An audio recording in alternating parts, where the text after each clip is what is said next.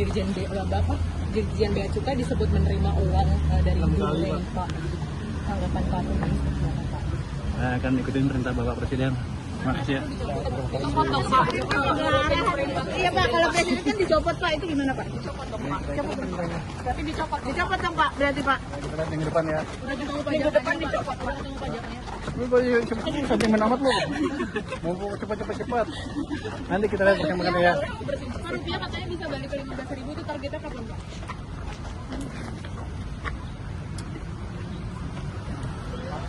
Minggu depan ada action dari saya untuk mulai tukar. Nanti kalau itu mulai berjalan, kan hasil devisanya nggak lari kemana-mana tuh, dari ekspor batu bara, ekspor CPO akan tinggal di sini. Dahaya juga, dahaya hasil ekspor yang mulai balik, mulai dijalankan lagi yang baru kan Juni. Itu akan memperkuat semuanya. Itu mungkin. Actionnya apa lagi Pak? Ya kita pakai doa yang kedua. Wah sebelum apa lagi? Kita udah masuk bondnya kan turun kan mana? Yieldnya kan turun kan, walaupun ada apa-apa, jadi nggak ini masih asing masih banyak masuk juga bareng sama kita.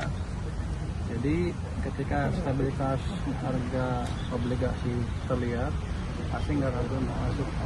Jadi itu kita akan jaga terus. Terima kasih. Terima kasih Pak Pur. Sehat-sehat Pak. Sehat Pak. Apapun udah sehat Pak Pur. Iya udah sehat. Udah. 900-an hari ini Pak, itu kira-kira bisa tumbuh lagi nggak sih Pak ke level 8 ribuan seperti bisa, karena gini, pada akhirnya pergerakan harga saham itu tergantung kepada fundamental perusahaannya sendiri kan. Itu akan dipengaruhi oleh fundamental perekonomian. Kalau ekonominya bagus, profitabilitasnya juga meningkat. Jadi harusnya sih nggak mungkin kalau perusahaannya untung sahamnya jatuh, berarti under value, beli aja pasti untung ya. Jadi nggak usah takut untuk main pasar saham. Kita akan perbaiki terus ekonomi ke depan, makin cepat lagi. Jadi tinggal tunggu waktu aja, sampai nggak lama kalau misalnya sampai harga IHSG akan turun. Saya pikir sih kalau lihat dari teknik aja sih minggu depan udah mulai kencang. Pak, dipilar Pak. Menteri Keuangan, kalau pimpinan Bea Cukai tidak mampu, segera diganti. Pungli yang terlalu banyak. Saya ingatkan semua kepala badan, menteri-menteri dan pemimpin-pemimpin lembaga-lembaga pemerintah untuk segera mengambil inisiatif membersihkan birokrasi yang masing-masing. Jangan ragu-ragu. Yang melanggar tindak. Sekali lagi, semua institusi pemerintah harus bekerja dengan baik. Kita harus menghilangkan korupsi, penyalahgunaan wewenang, dan praktek-praktek yang menghambat perjalanan ekonomi kita. Saya ingatkan kembali, untuk kesekian kali, bea cukai kita harus diperbaiki. Menteri Keuangan, kalau pimpinan bea cukai tidak mampu, segera diganti.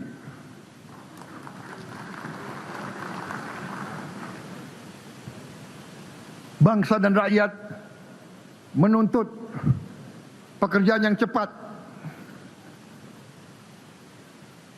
Jangan kita jadi pemerintah yang santai, pemerintah yang leha-leha, pemerintah yang kumaha engke wae.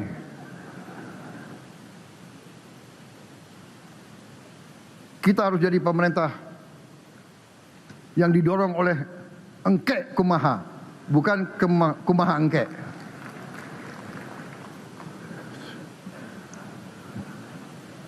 Kalau negara di sekitar kita bisa memberi izin usaha, bisa memberi AMDAL dalam 3 minggu, kenapa kita harus berbulan-bulan bahkan 3 tahun?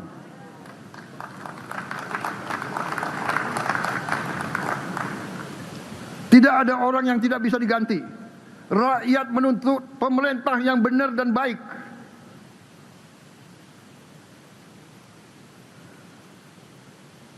Jangan mentang-mentang sudah jadi ASN tidak bisa diberhentikan. Kalau enggak, suruh dia tinggal di rumah aja, biar dia malu sama istri dan anaknya. Pak, kenapa nggak ke kantor? Enggak, saya nggak dipercaya karena saya banyak korupsinya. Coba kau jawab kepada anakmu nanti. Ini tantangan kita bersama. Saya minta dukungan dari bapak-bapak dan ibu-ibu wakil rakyat. Ini untuk kita semua. Ini untuk masa depan kita. Ini untuk anak dan cucu kita. Kita harus jadi negara yang hebat. Kita tidak mau jadi negara yang lemah terus-menerus. Saudara sekalian, untuk itu saya menghimbau pemimpin-pemimpin pemerintah daerah di setiap tingkatan juga untuk bantu kita semua. Mari bersama-sama kita bersihkan aparat kita semuanya. Jangan mengira sekarang engkau jadi bupati, engkau jadi gubernur, kita tidak bisa monitor dari sini. Sekarang teknologi sudah hebat. Cepat kita akan tahu kalau ada penyimpangan.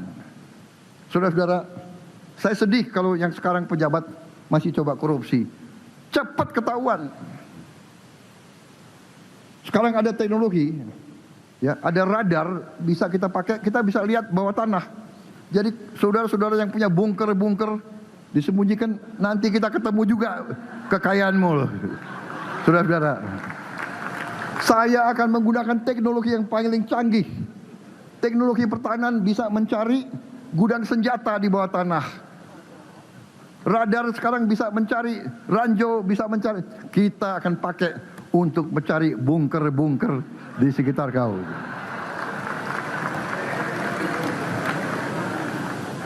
Jangan main-main sama teknologi. Iya kan? Mereka yang punya kebun-kebun luas dikira nggak akan ada pejabat yang bisa ngecek. Saudara-saudara, sekarang ada satelit. Nggak usah kita cek fisik, kita bisa foto. Tiap pohon kita bisa foto. Pohon per pohon kita bisa foto. Jadi kau mau nipu bagaimanapun, kita akan ketemu penipuan kau, saudara-saudara sekalian. Tapi biasanya mereka-mereka itu ada backingnya. Backingnya biasanya seragamnya itu kalau nggak hijau ya coklat. Betul? Rakyat kita sudah tidak bodoh lagi. Rakyat kita sudah punya gadget semua. Saudara-saudara, kalau ada kelakuan aparatnya nggak beres, saya minta rakyat video, langsung video. Jangan kau ngelawan, jangan dilawan, video aja, lapor langsung ke saya, saudara-saudara sekalian. Ya.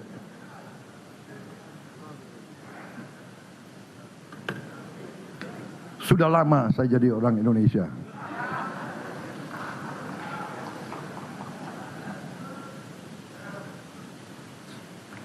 Saudara-saudara sekalian, saya yakin sebagian ASN kita baik, sebagian besar baik, yang tidak baik sedikit. Tapi